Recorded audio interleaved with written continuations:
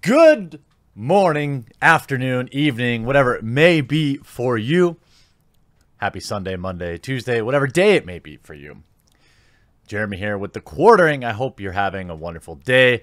And I figured, how about some Star Wars news? Let's shake it up, shake it up a little bit. Huh?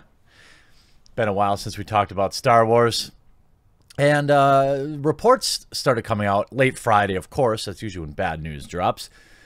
Star Wars sales keep dropping for Disney. Also, Disney sees huge drop in revenue.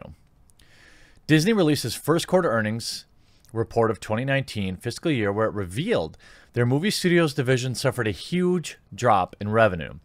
The report offers that for the fiscal quarter ending in December 2018, so basically last quarter of last year, their movies dropped 27% compared to the previous year, which is blamed on the better performance of Star Wars: The Last Jedi and Thor: Ragnarok compared to Mary Poppins Returns, The Nutcracker, and The Four Realms. Basically, they're saying, well, we just had better movies out in Q4 of 2017 versus 2018. Go on to say, the decrease in theatrical distribution results was due to a strong performance of the Star Wars: Last Jedi and Thor: Ragnarok in the prior year compared to Mary Poppins Returns, The Nutcracker, and Four Realms in current year. Other significant releases included Ralph Breaks the Internet in current quarter, while prior year quarter included Coco. The Last Jedi and Ragnarok combined for about $2.1 billion in the fiscal year ending in December 2017, while Poppins and Nutcracker only brought in a measly $523 million for Disney's 2019 fiscal Q1. The latter were absolutely crushed at the box office by DC's Aquaman, which was released in December, which made over $1 billion at the box office. Some fans think it was a big mistake for Disney to go with Mary Poppins in December instead of Han Solo, which released in May. Solo tanked big time as well and had similar numbers to Poppins with only $392 million worldwide gross. Regarding Solo release, I'm guessing Disney simply wanted to get Solo out of the way as quickly as possible, as the movie was littered with production issues and wasn't very good at the same time. Disney also wanted to put it far away from Star Wars Episode 9 as possible. Now, this is an interesting and fair point. Oftentimes I think it's easy to kind of point and laugh, and that's exactly what we're doing here. But it's hard to ignore that, of course. You just had way better movies out in the previous year, and we're going to talk about how the Star Wars sales are tanking too. But, and I've spoke about this before, as much as a problem of bad Star Wars movies, or as too frequent Star Wars movies would be, the bigger problem is when they're bad. And whether or not you liked Solo or you left The Last Jedi disappointed. Now, The Last Jedi made a fortune, but it also divided Star Wars fans. And I think usually when you have a bad film in a franchise, you don't see it until the next film. Let's take Jordan Peele's Get Out into Us, for example. Us had a huge opening weekend, $70 million. And a lot of that was cred that Jordan Peele built up with Get Out, which was a fantastic movie. Us was, I think, most reasonably middle of the road. Literally, there were people walking out of the cinema. I have never seen that. Now, it was probably in the last 20, 30 minutes of the movie. I don't know what, but it was 3, 4, 5 different kind of groups got up and left. I've never seen that before. But, I still think Us will do well for Peele. But now when he released Candyman or his next movie, will people say, well, you know what, I got burned by Us. Maybe I'm just going to wait. And I think that's part of what hurt Solo. Obviously, some of the marketing dividing fans wasn't great either. It's not all bad for Disney Studios. Entertainment division has revealed there is strong growth in the TV and subscription video. Well, obviously, because they're pushing that. Now, Star Wars Episode 9 does not release till December 2019, which will fall under Disney's 2020 fiscal Q1. So next year at this time, expect numbers to be a lot different, of course. Now, they want to say, though, Star Wars sales keep dropping for Disney. The Walt Disney Company released the latest financial report, and so this is also included in that report, where there's been a drop in sales for Star Wars. The report explains that there's been a decreased revenue for Star Wars related products over the last year, but does this spell doom for the series? Well, no, not as bad as, you know, frequent bad movies would. And I think Disney saw the writing on the wall, and that's why they're kind of peeling back this. You know, you can't put out a Star Wars film every year. Even if they're great, I think people will get sick of them, especially because they don't necessarily follow like a linear timeline.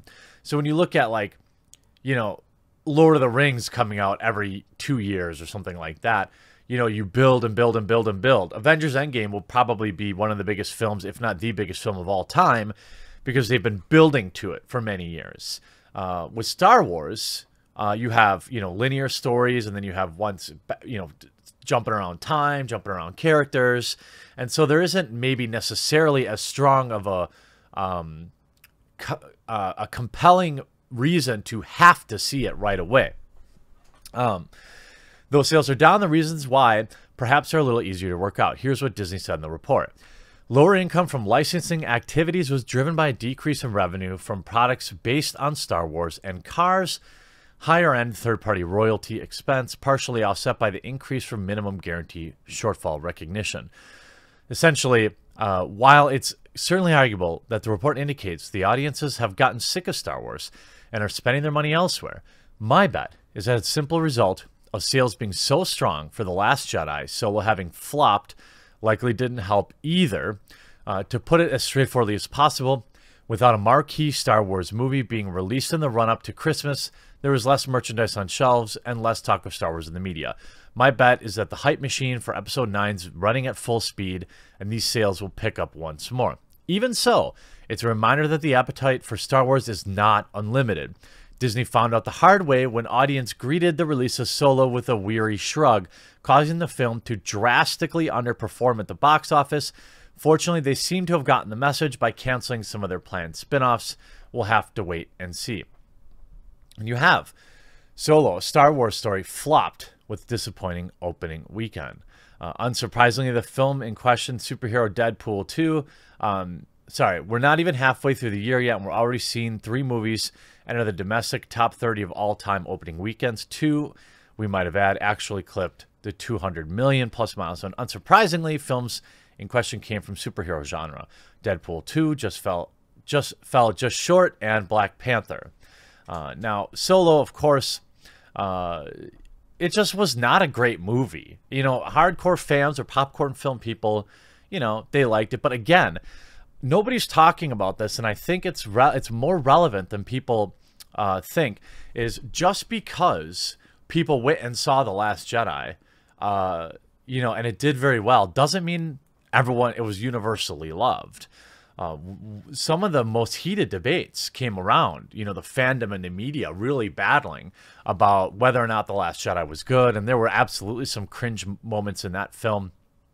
But you can't underestimate the number of people that were disappointed by The Last Jedi, that were just automatically checking out for Solo. Obviously, the marketing we saw with Solo was not great either. You know, attacking the fandom is not a great way to move things forward. And we go even back to earlier in January this year. Star Wars and Marvel comic sales drop confirmed by Disney. Sales of Star Wars and Marvel comic-related products are down for Disney's fiscal year ending September 29th, 2018 compared to previous year. As a part of an SEC filing, the fiscal year report update Disney has filed a change with the SEC, changing the way they're reporting. Anyway, revenue for the division is down 4% from 2018 to 2017 and almost 16% from 2018 to 2016. Profits for the 2 years are down nearly 17%. Disney's customer products division is also the only division at Disney to have lost revenue in 2018. You know, that's, again, fatigue, absolutely relevant. Attacking the fandom, absolutely relevant. I had probably resigned myself to at least checking out Solo in the theater, but after getting barraged for months by media, being called toxic or incels or whatever. I just didn't want to give them my money. And I have a hard time believing that I'm the only one that felt that way. So I'm having a hard time getting hyped up for this year's Star Wars movie. We don't know a ton about it anyway. It'll be interesting to see if they choose to go woke this time, if they choose to attack the fandom. My guess is, above all else, Disney likes their money. We're going to see a much more careful marketing plan here with the latest Star Wars, because I think if they screw this one up, the damage may be devastating for Disney. They may have to take several years off.